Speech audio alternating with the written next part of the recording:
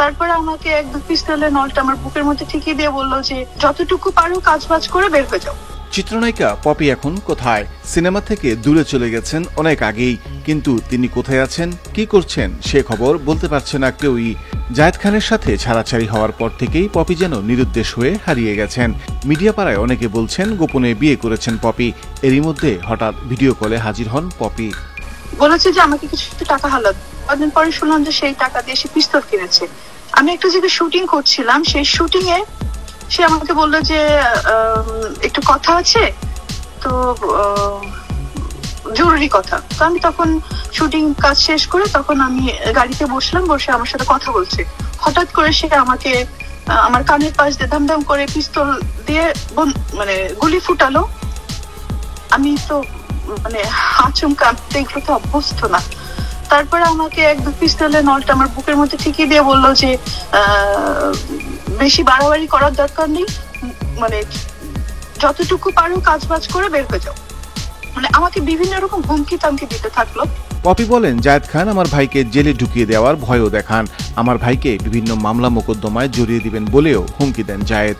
আমার ভাই বোন নিয়ে আমাকে মোটামুটি একটা থ্রেটই দিল যে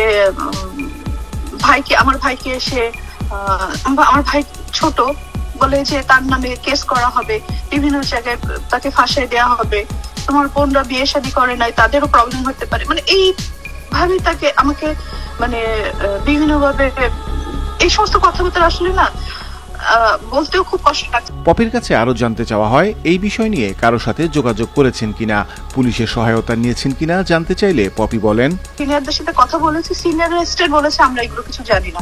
তো আমার কাছে ওই মুহূর্তে মনে হয়েছে চলচ্চিত্র তখন অভিভাবক শূন্য ছিল, কাউকে আমি পাইনি কথা বলতে। ইভেন আমি অনেক সাংবাদিককেও বলেছি ঘটনাগুলো যে আমাকে এইভাবে বিভিন্নভাবে পলিটিক্স এর শিকার করা হচ্ছে। আমাকে ইভেন মিশা ভাইকে আমি জানালাম, আমাদের কমিটি যে ছিল কমিটির মধ্যে বিষয়গুলো জানালাম। তখন তারা কি করলো, জায়েদের এই অপকর্মগুলো জানার পরে যখন জানাজানি হয়ে গেল তখন মিশা ভাই বললো যে হ্যাঁ জায়েদ তুমি পপির কাছে মাপ চাও। সে সব লোক সম্মুখে আমার কাছে মাপ চাইলো 2 হাত জোর করে যে হ্যাঁ আমি এগুলো করেছি, আমি আর কখনো এগুলো করবো না। তো মানে কুত্তা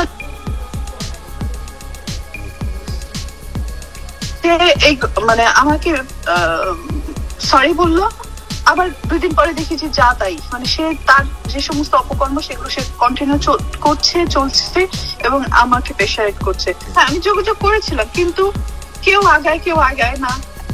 প্রশাসনে বিশেষ করে যায় পুরো ইন্ডাস্ট্রিকে একদম মানে তার দখলের মধ্যে নিয়ে গেছে, কারণ সবাইকে সে একটা ভয় দেয়, প্রশাসন তার হাতে। কিছু হলে প্রশাসনের ভয় দেয়, কিছু হলে থানার ভয় দেয়, কিছু হলে কোর্ট কাছারির ভয় দেয়। আমি একটা মেয়ে মানুষ, আমি তো আসলে এখানে কাজ করতে আসছি। আমার প্রফেশনটা হচ্ছে অভিনয় করা। আমার প্রফেশন কারোর সাথে যুদ্ধ করে না, কারোর সাথে মারামারি করে না।